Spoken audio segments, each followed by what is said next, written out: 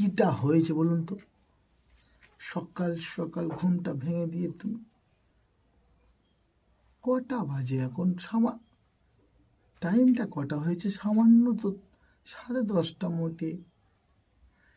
এই এই তুমি তুমি এত বড় কথাটা বললে কি করে? এই এই সকাল 10টা, 10:30, 11টার সময় লোক স্নান করবে? তুমি ভাবতে পারছো কত বাইরে, কত ডিগ্রি সেলসিয়াসে ঠান্ডা পড়েছে? কাশ্মীরের থেকেও বেশি। কি সর্বনাশ! ও, তুমি ভাবতে পারছো না এই ঠান্ডাতে স্নান করা মানে মাউন্ট এভারেস্ট জয় করা। হ্যাঁ, এটা এটা এটা না, তোমার তোমার তোমার মধ্যে সেই জ্ঞানটা পর্যন্ত অর্জন করনি। তুমি মাউন্ট এভারেস্ট জয় করা আর এই ঠান্ডাতে স্নান করা একই তো ব্যাপার। না, আমি এই ঠান্ডাতে স্নান করব না।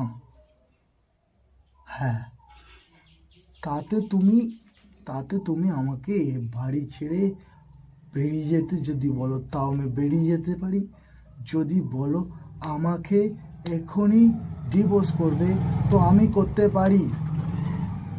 কিন্তু আমি এই ঠান্ডাতে স্নান করতে পারবো না। সামান্য 2 দিন আগে ও বাড়ির পডলা, ওই পডলা স্নান করার পরে তুমি জানো তার নিউমোনিয়া হয়েছে, তার চিকনগুনিয়া হয়েছে, তার কি পরিস্থিতি তুমি জানো? ডায়রিয়ার মতো এত বড় রোগ হয়ে গেছে ঠান্ডাতে তাকে স্নান করে। কোনো আইডিয়াই নেই তোমার মধ্যে, কোনো আইডিয়াই নেই যে কি হতে পারে। ঠান্ডাতে তুমি বলছো স্নান করতে। আমি কখনোই এই জিনিসটাকে মেনে নেবো না। আমি এর প্রতিবাদ করবই।